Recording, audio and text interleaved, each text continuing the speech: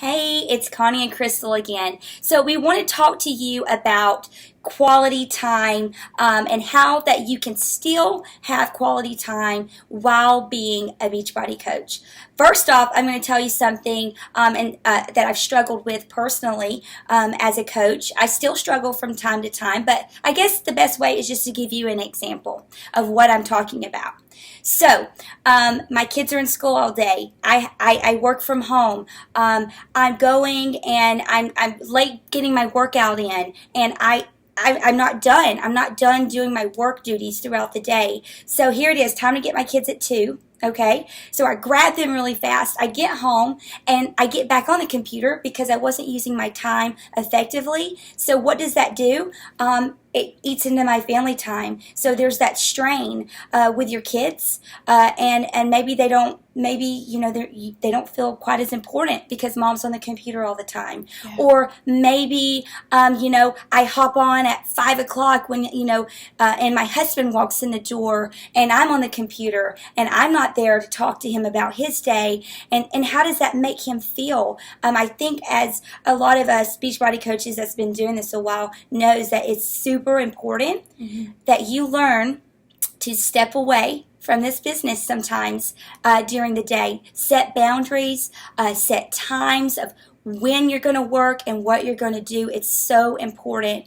And you have to realize that you have to invest your time in this business, but more importantly, in your family, the people that are with you every day, and let them know that they matter, that they care. Because without their support and you pouring in your time into those relationships, so you're not just building a business, but this business is all about making everything work better, and you have to have that family time. So make sure you turn it off, and put the business aside.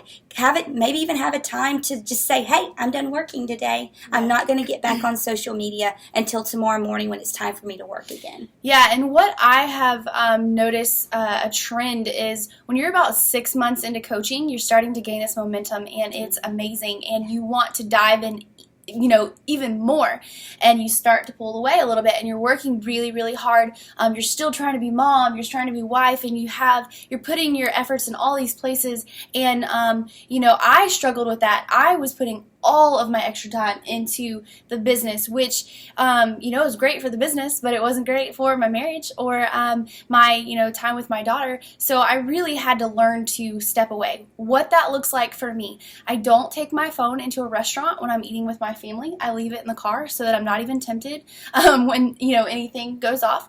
I get up very early so that I can get my workout done and respond to some emails and messages before my daughter even wakes up. And some nights I go to bed pretty late because I need to spend those evenings with my family.